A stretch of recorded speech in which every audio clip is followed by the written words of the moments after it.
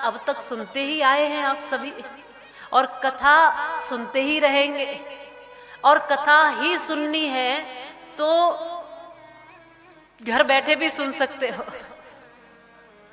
जितना जो भी चैनल खोलेगा सब पर कथा मिलेगी। लेकिन यहाँ क्यों बैठे हो? यहाँ इसलिए बैठे हो कि यहाँ पर संत चरण है, और इनकी सानिध्य में जो सुना जाता है ना, वो जीवन में भीतर तक उतर जाता है। और यहाँ जो उनके सामने संकल्प ले लिया जाता है, फिर भगवान भी उसको पूरा करने में लग जाते हैं। फिर इनके सामने जो बदलने का भाव आता है, फिर हम ऐसे निर्मल हो जाते हैं जैसे गंगा जल है।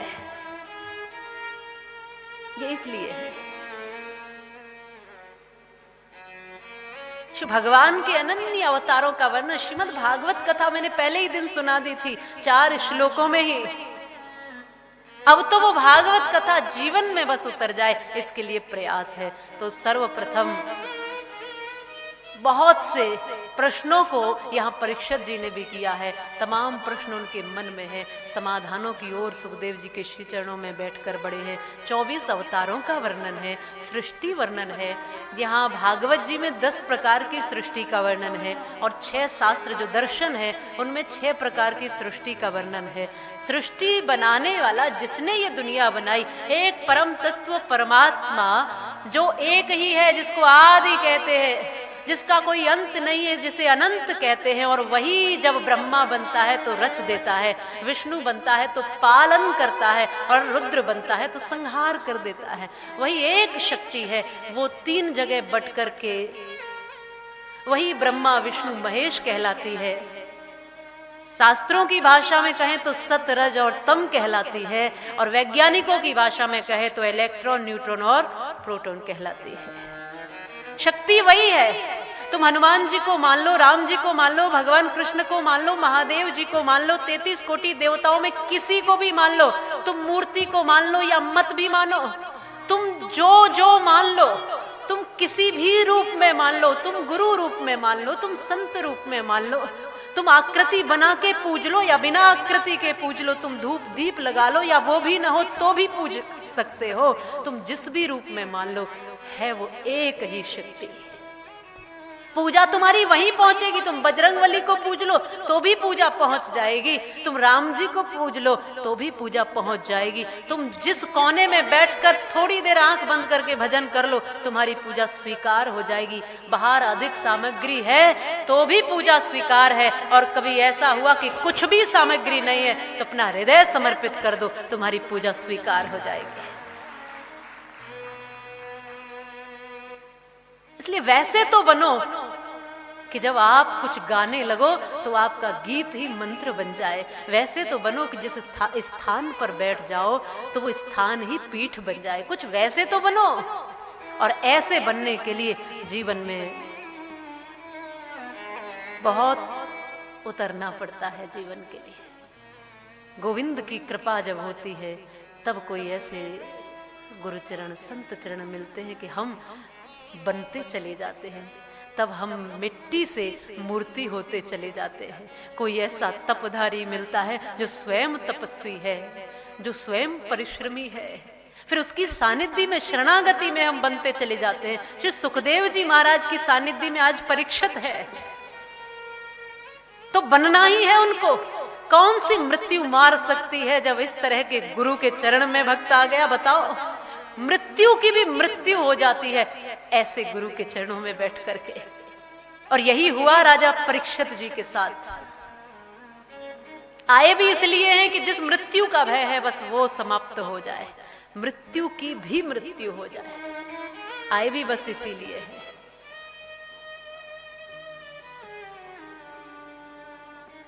अब तो आपको बनने का प्रयास करना पड़ेगा, कुछ बनने का, कुछ भ्रांतियों से दूर होने का।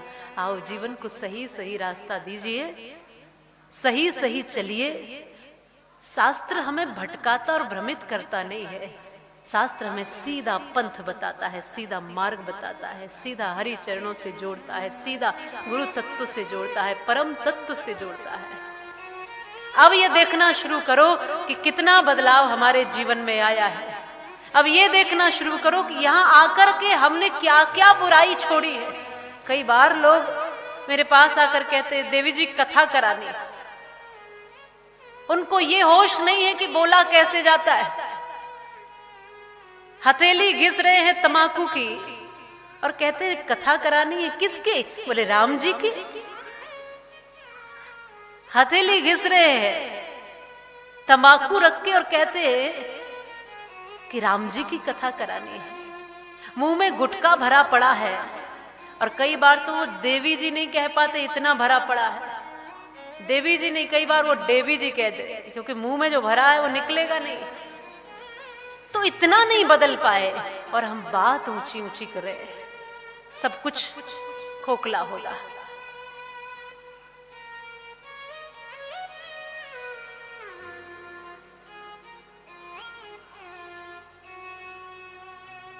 मैं स्वयं को सौभाग्यशाली मानती हूं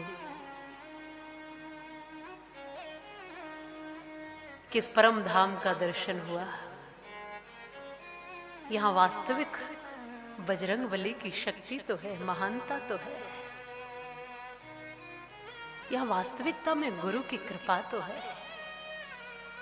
अगर सुनने वाला हो तो ध्यान लगा के, जैसे मैंने कहा था, एक एक पत्ते से पूछ लेना कि कृपा तो है, महसूस करने का विषय है।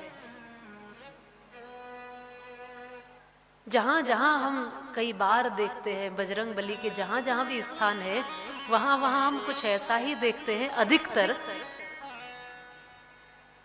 और आपने भी देखा होगा कि जहां जहां भी बजरंगबली के जो स्थान है वहां ऐसा ही है कि अधिकतर भूत और प्रेत की ही चर्चा है। आपने वो शायद इसलिए अनुमानित कर ली है कि हनुमान चालीसा में लिखा भी है कि भूत पिशाच निकट नहीं आवे। तो कौन से भूत की बात की है तुलसीदास जी ने, वो तो पूछ लेते जरा। तुमसे बड़ा भूत है कौन इस धरती पर, ये तो पूछ लेते। इस तरह के भूत पिशाच, कोई बड़े से बड़ी शक्ति, कोई कैसी भी किसी भी रूप में हो, जो बजरंगबली की शरण में आ जाता है उसका कुछ नहीं बिगड़ता है। तो या तो तुम भूतों पर भरोसा करो या बजरंगबली पर, एक को धारण करिए ना। अगर वो है तो ये नहीं है और ये है तो वो नहीं है, एक को मानना शुरू तो करिए। अगर वो हैं तो फिर ध्यान रखो कि फिर बाकी कोई भ्रांति नहीं है, बाकी कहीं भटकाव नहीं, बाकी कहीं कोई उलझन नहीं है। और इसके लिए एक एक कदम बढ़ता है।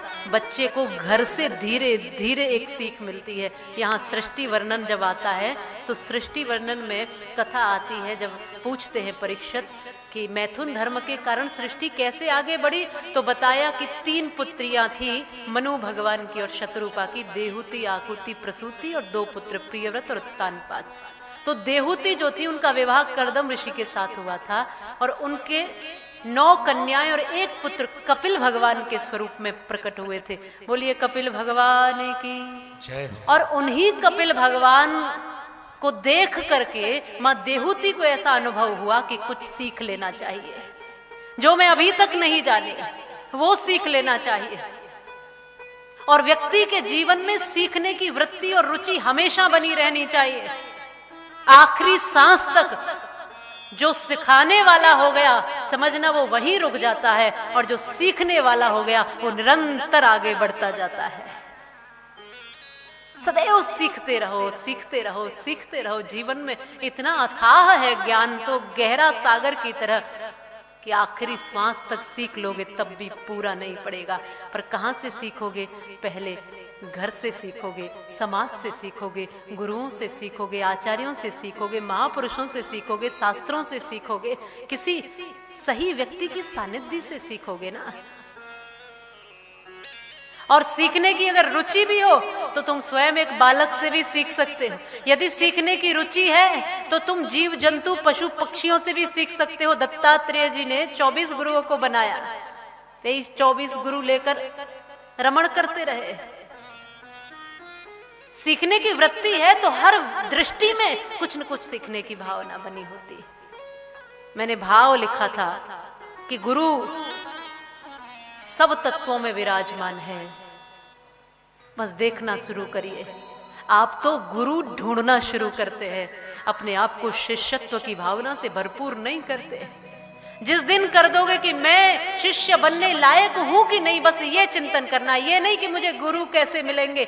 गुरु ढूंढे ही जा रहे हैं, गुरु ढूंढने निकले हैं, कहाँ कहाँ चले हैं। एक माताजी निकली कि महाराज जी आपको गुरु बनाना है, तो कहा कि कोई पहले गुरु नहीं बनाए?